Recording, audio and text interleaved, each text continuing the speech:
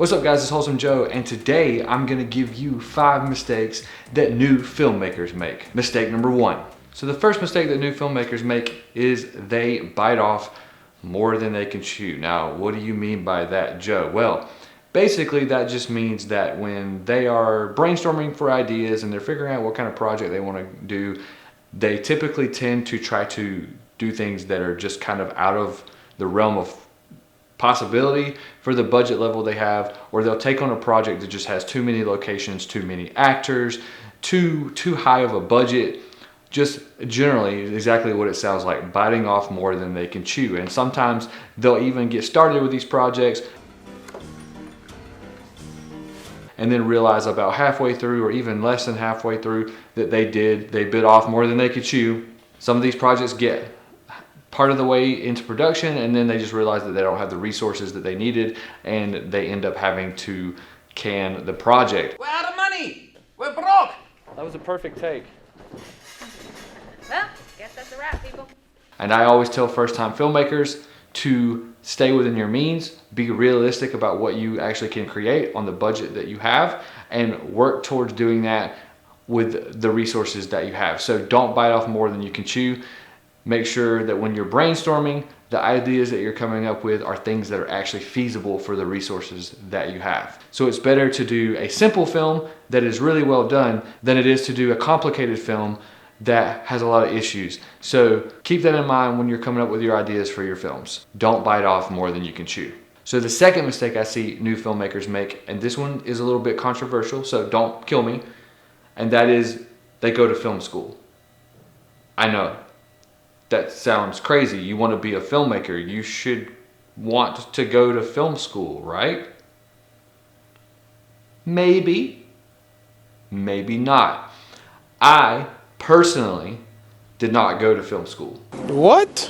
And I have been making films since 2008, 2010, somewhere in there. And I have made 3 feature films, numerous short films, and I've worked on all kinds of projects, music videos, I've edited all kinds of things, weddings, you name it, I've done it.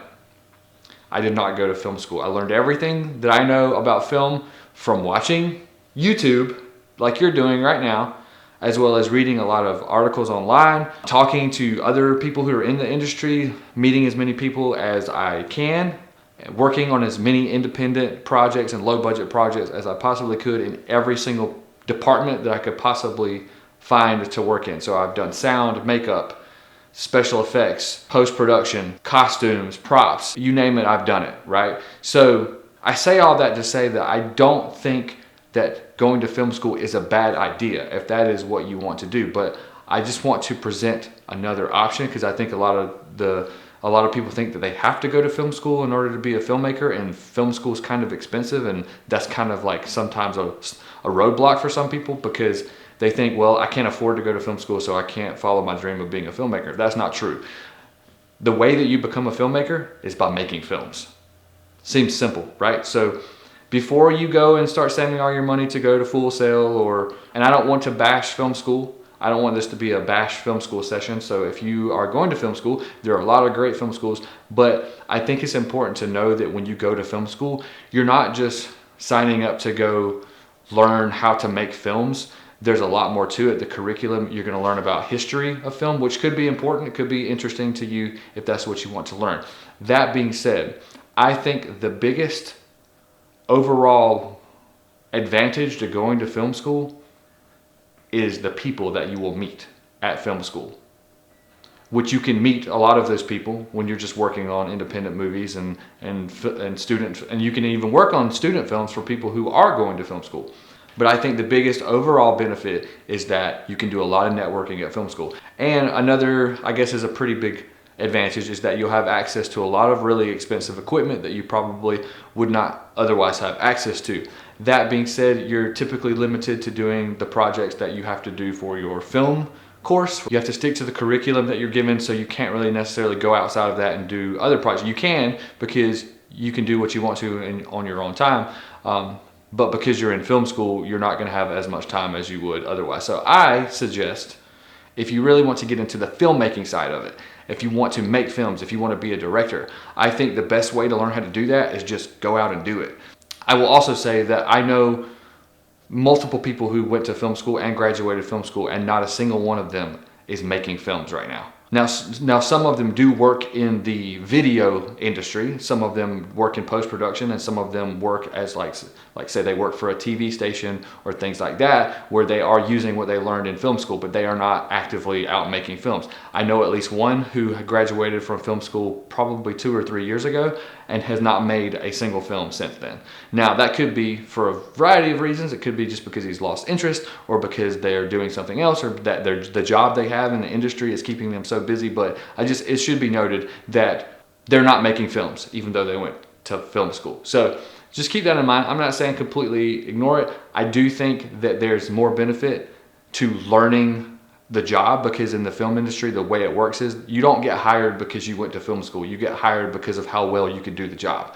And since on bigger productions, the jobs are split down into hierarchies, and you have a really specific job to do. So for example, you're not going to be going to direct a movie when you work on a bigger movie set. You're gonna either be a PA, or you're gonna be, you're gonna work in props, or you're gonna be a grip or a gaffer, or a really specific job type. And the more of those things you know how to do, it will help you when you're making your own films, because you'll know how those positions work on a real film set. So work on as many independent films as you can. You're gonna work on some really good ones, and you're gonna work on some really crappy ones. And the important thing is to take only the good stuff back with you and learn from the mistakes they make, so that you can apply those to your own film, so you don't make the same mistakes that they did.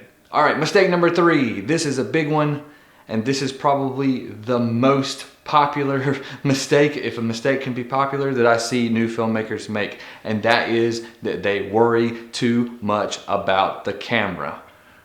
The camera, the thing I'm looking at right now to film this video. Yes, they worry too much about the camera, and they don't pay enough attention to all of the other things. And the thing that you have to realize when you're starting as an indie filmmaker is that filmmaking is a collaborative process, not just in the people and all of the other things that go into it. There are so many other things that go into making a film that the camera should really not be at the top of your priority list. In fact, you can shoot a film on pretty much any camera these days, including the one you probably already have in your pocket. So don't worry so much about the camera. The camera is important, yes, but you should not blow your entire budget on the camera. There are so many other factors that go into what makes a film good that the camera should be not even in the top 5 things. So you've got your sound, that you need to make sure that your sound is good. You have locations you need to find. You need costumes, you need makeup, you need crew members, you need actors, you need food to feed all those people with. So the number one thing I see people, and I see this all the time on Facebook, I see people posting, hey, I want to know what the best absolute possible camera is. And I get where you're coming from, because I used to be the same way when I started doing films. I was so worried about the camera, and I'll tell you a little story really quick about that. A long time ago, when I first got started in filmmaking, I was a member of a message board, back when message boards were still a thing, called hv20.com. And this message board revolved around that camera, which was a Canon HV20, which at the time was kind of revolutionary, because it was kind of at the start of when cameras started to become accessible for just regular people like us to use to make films with. So instead of it just being something to film your uncle's funeral or your cousin's wedding with, you could actually use these cameras to shoot actual narrative content with. And this particular one was kind of the first that kind of started that, but it was a small sort of consumer camera. And at the time there were people coming out with all these different attachments and things that you could add to it, where you could put SLR lenses on it so you could get the shallow depth of field, because since it was a camcorder and it had a fixed lens, you really kind of were stuck with whatever the depth of field was on the camera.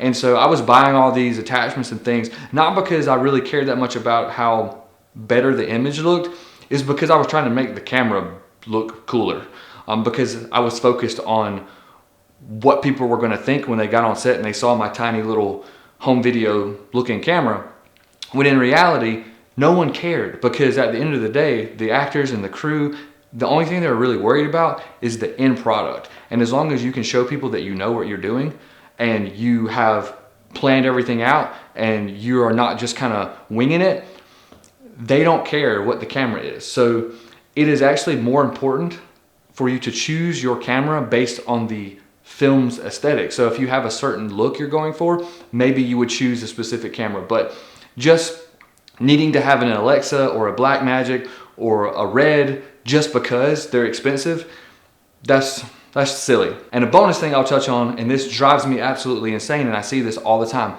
the Netflix approved camera list does not apply to you, okay? It doesn't apply to me. It doesn't apply to any of us making little low budget movies. That list is intended for the studios that have projects that have already been greenlit or will be greenlit by Netflix themselves, as in it will be a Netflix original. So completely ignore that camera list. I understand that you can use it as a guideline if you're wanting to have something that's going to be on the same quality level as the things that are being produced by Netflix, but you don't need to shoot on any of those cameras to have your film on Netflix. There's plenty of stuff on Netflix that wasn't shot with any of those cameras because that is meant for studio productions that Netflix has already approved. So if you don't see this anywhere else, stop looking at that list and paying attention to that list. Just shoot on whatever you have and whatever you have access to that works for the project that you're making. All right, mistake number 4 that new filmmakers make is that they don't write their script around things that they already have access to. Now, I know if you're a new writer and you're excited and you have this great idea for this action, epic, fantasy, huge masterpiece of a film with explosions and cars flying up in the air and airplanes and 27 fight scenes and all of this crazy stuff, bullets flying through the air. That's awesome. The problem is, can you make that on the budget that you have? Probably not, right? So instead of trying to write a movie and just not pay any attention to whether or not you'll be able to actually make this movie, you need to think about, what do I already have access to? What resources do I already have access to that I can use in this movie to raise the production value? So that could be anything from locations that you might already have access to, actors that you might know who already want to be in your movie, costumes that you might already have access to. Include those things in your script. Write your script around those things instead of trying to write something really extravagant that you don't know whether or not you'll be able to procure those things, because it will make your job a lot easier when you actually try to make the movie, because it's better to make something that you can actually make than trying to get people to see this grand idea that you have when you don't have any money to make that movie. So I encourage you, when you're writing your script and you're coming up with your ideas for your movies, think about things that you already have access to. Like the last movie that I did is a pro wrestling movie. Now you were like, oh, that's kind of out there, right, Joe? You don't have the resources for that. Well, I do, because I used to be a pro wrestler. So I know a lot of pro wrestlers. I'm friends with a lot of independent wrestling promoters and people who have wrestling rings and locations and things. So I had access to all of those things, and most of them I didn't even have to pay for because I was doing favors for them, they do favors for me, and that's kind of what you have to do when you're an independent filmmaker. You have to like pull favors for people, and you have to think about things that you already have access to, and that goes all the way back to even at the very beginning when you're just thinking of your idea of what you're going to make your movie about, because it'll be so much easier for you to make the movie if you have already thought about what you might already be able to get for free or for very little. All right, guys, we're down to the final mistake new filmmakers make. And this one, I think this one's pretty important. Is it the most important on this list? Maybe not, but I'm talking about filmmakers who don't collaborate with other people. Now, that sounds kind of silly, since making a movie is a very collaborative effort. You need multiple people to make your movie, but I see people all of the time trying to make big, extravagant feature films with just one person or two people, you know, or they're trying to do it all themselves. And I'm guilty of it myself, because I know how to do a lot of things, mostly out of necessity, because I would rely on other people to do it, and then it didn't happen for whatever reason. So I learned how to do a lot of things because I had to. It shouldn't be that way, and you shouldn't want it to be that way. I would much rather rely on other people to do the other jobs for me, so I can focus on directing. I can focus on other things that will make the overall project that much better, because I'm not stretched too thin. So before you start trying to be a one-man band filmmaker, think about all of the other people. And when you're like, if you go work on a big budget movie and see all of the different wheels and cogs turning in the production, because you can't make a movie with just one person. I mean, you can, but I would highly suggest breaking out of that mindset and thinking about who else you can collaborate with, and finding those like-minded people to join up with you and work on the project together. And I promise you, if you are passionate about what you're doing and you can show that to other people, they will absorb it and they will want to work with you too. And that's kind of how it worked for me when I first started doing this.